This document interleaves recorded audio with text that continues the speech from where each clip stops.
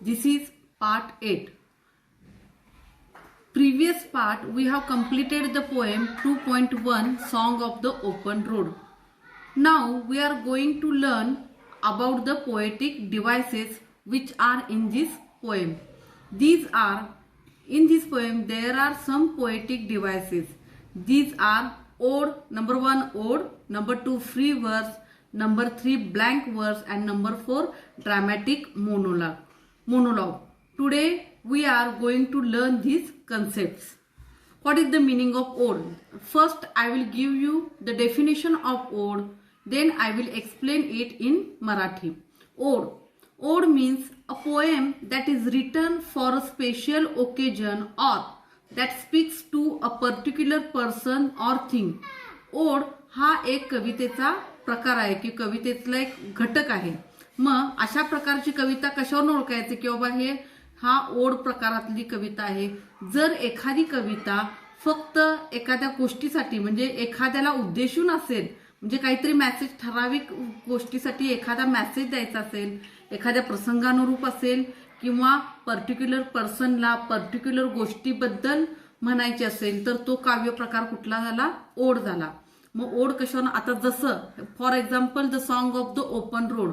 मग ही कविता कशाची आहे की बाबा रस्त्याबद्दलची आहे, म्हणजे आयुष्याचं मार्गक्रमण कसं करावं, म्हणजे आयुष्याचा मार्ग कसा पकडावा हा घटक आहे. एक पर्टिक्युलर गोष्ट आहे, आयुष्याचा मार्ग एवढ्याबद्दलच बोललेली आहे.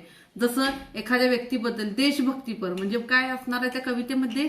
देशभक्तीचीच गोष्ट असणार आहे. म्हणजे जर पर्टिक्युलर एखाद्या गोष्टीबद्दल एखादी कविता लिहिली गेली असेल तर त्याला म्हणायचं ओड. मग हा कवितेचा the song of the open road is a type of a ओड.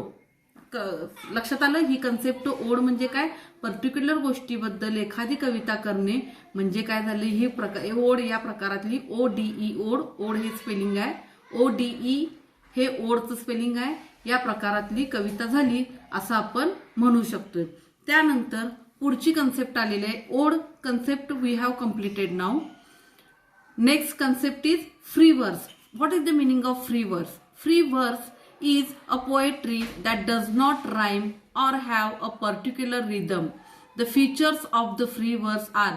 आता फ्री वरनच कळतंय की बाबा स्वातंत्र्य आहे. कुठल्याही फिगर ऑफ स्पीच मध्ये कुठल्याही पॅटर्न मध्ये ती अडकलेली नाहीये. एखाद्या ठराविक पॅटर्न मध्ये असली की म्हणता येते की बाबा राईम्स आहेत काय, रायमिंग वर्ड्स जुळलेले आहेत काय, राईम स्कीम आहे काय. If there are rhymes then only there it will be a rhyme scheme. If there is no rhyming words, no rhythm, no rhyming scheme, that type of poem is a free verse. म्हणजे अशा poem मध्ये rhymes नसतात, म्हणजे यमक जुळणारे शब्द नसतात, rhyming scheme नसते. मग ही कुठली ओळखायची पोएमचा प्रकार आहे? तो फ्री वर्स मधला आहे. मग त्याचे फीचर्स काय आहेत बघा. It is a literally device that is free from limitations of regular metre or rhythm. मग तिथं मीटर नसते, कवितेचं जे मीटर हा प्रकार आहे तो नसतोय, रिदम नसतोय. Does not rhyme with fix form, कुठल्याही रायमिंग वर्डचा फिक्स फॉर्म नसतोय. And still it provides and artistic expression. तरीही त्यांच्या शब्दांमधनं, त्या कवीच्या शब्दांमधनं काय झालेलं असतात? त्यांच्या भावना, त्यांची कला प्रदर्शित झालेली असते, भावना व्यक्त केलेल्या असतात, पण कोणत्याही पॅटर्नमध्ये ती नसतात. पॅटर्न कुठला धरलाय आपण कवीसाठी की कवितेसाठी? की rhymes, rhyming scheme, rhyming words. हे मात्र रिदम ठरले. रायमिंग वर्ड्स आले की रिदम येतोय. मग हा रिदम आहे काय? तिथं नसतोय.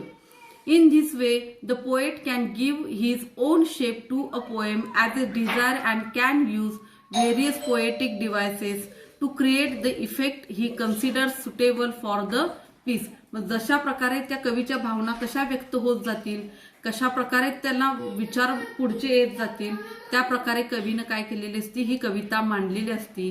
ती कविता मांडताना त्यांनी कुठल्याही रायमिंग स्कीमचा, रायमिंग वर्डचा विचार केलेला नसतोय. मग थोडक्यात आपल्याला जर प्रॅक्टिकली बघायचं असेल फ्री वर्स म्हणजे काय, जर रायमिंग वर्ड्स नसणार, रिदम स्कीम, रायमिंग स्कीम नसणार, राईम्स नसणार, थोडक्यात राईम्स नसले की राईम स्कीम वगैरे येत नाही, रिदम नसतोय.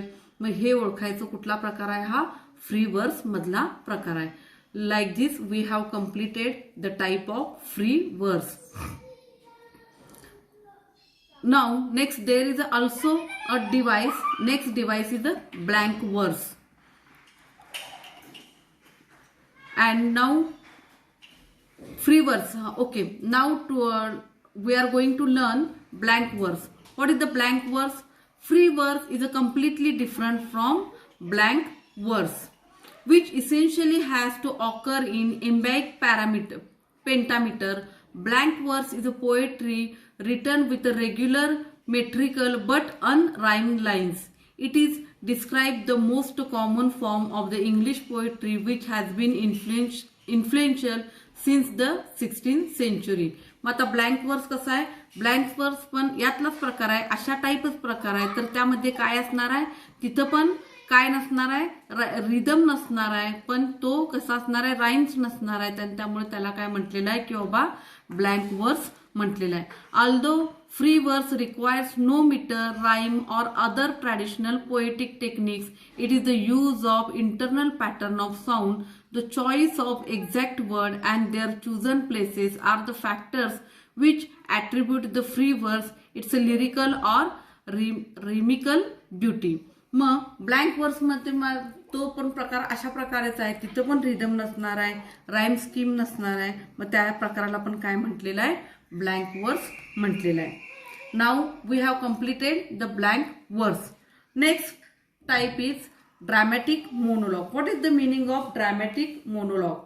A poem in the form of a speech or narrative by an imagined person in which the speaker reveals aspect of their character which describing a particular situation or series of events is a dramatic monologue.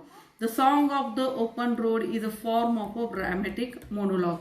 म्हणजे अशी situation असणार आहे कवितेमध्ये की बाबा कवी स्वतःच कुठली तरी स्वतःच मनोगत सांगतोय. ड्रामॅटिक मोनोलॉग म्हणजे काय? स्वतःचं मनोगत एकट्याने मांडणं. मराठीत जर म्हणायचं घेतलं तर मनोगत एकट्याने मांडणं. त्याच्यासमोर कुठली व्यक्ती नाहीये, कोण नाहीये, तिथं 2-3 माणसं नाहीयेत. मग अशा प्रकारे ग्रुपचं असणं ड्रामॅटिक मोनोलॉग म्हणजे एकट्यानेच मांडलेली कविता, थोडक्यात मराठीत सांगायचं म्हटलं तर.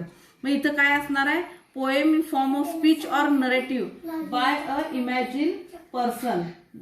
Imagine person.